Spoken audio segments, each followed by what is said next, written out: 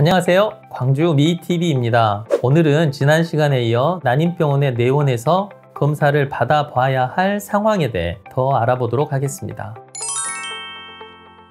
나이를 제외하고 난임병원에 내원해야 하는 경우는 바로 난소의 기능에 문제가 있을 수 있는 그런 상황이 의심스러울 때입니다. 말씀하신 대로 난소에 물혹이 생겨서 복강경이나 개복 수술을 통해 난소의 물혹을 제거하는 그런 수술을 했을 때 물혹이 제거되면서 난포가 들어있는 난소의 일부분도 같이 제거될 수 있고, 출혈이 생기면 레이저로 지혈을 하게 되는데, 이때 역시 난소가 부분적으로 고열에 노출돼서 배란되는 난포가 있는 부위가 타버릴 수 있게 되는 거죠. 이러면 난소의 배란 기능은 당연히 떨어질 수밖에 없는 겁니다. 그리고 자궁의 임신이나 그 밖의 이유로 나팔관 제거 수술 등을 한 경우에도 난소로 가는 혈관이 차단돼서 혈액 공급에 문제가 생겨 결국 난소 기능의 저하가 일어날 수도 있습니다. 그래서 난소, 자궁, 나팔관 등의 수술을 한 경우에는 꼭 내원에서 한 번 정도는 난임 전문의와 상담을 받아보시는 것이 좋겠습니다.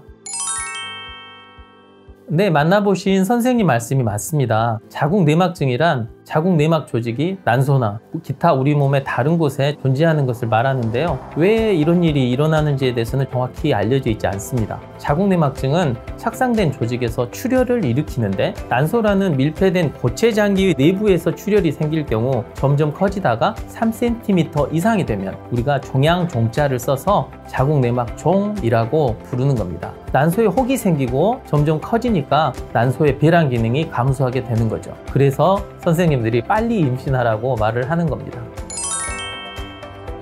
호르몬 검사를 생리 중에 했는데 난포 자극 호르몬이라는 게 있어요. 그 수치가 너무 높거나 난소 나이 검사가 실제 나이보다 너무 안 좋게 나올 때, 그리고 항암 치료를 했을 때라든지 생리 주기가 갑자기 지나치게 짧아질 때, 그리고 자매의 산부인과 검사에서 기능 저하로 진단받았을 때도 가보셔야 합니다. 정확하진 않지만 유전적 경향도 있다고 알려져 있습니다. 그리고 생리가 너무 불규칙할 때 다낭성 난소 증후군이라는 질환이 있는데 초음파 검사와 혈액 검사, 임상 소견 등으로 진단이 가능합니다. 그리고 당뇨나 고혈압, 심장질환, 유전병, 습관성 유산 등의 질환 등이 있었을 때도 가보셔야 되고, 정상적인 부부관계를 하는데 35세 이하에서 1년 이상, 35세 이상에서 6개월 이상 임신이 되지 않을 때도 역시 내원에서 의사선생님과 상담을 받아보시는 것이 좋겠습니다.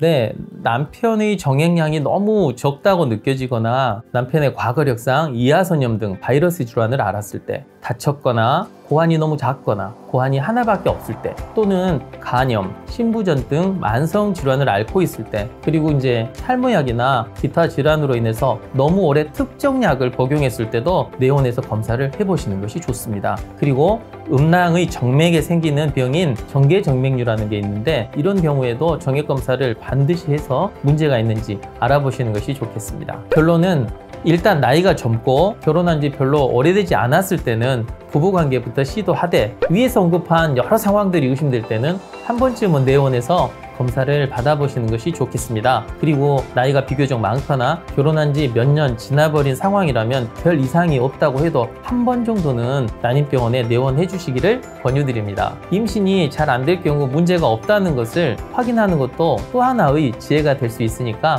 너무 무서워하지 마시고 내원해 보는 것이 맞다고 생각합니다.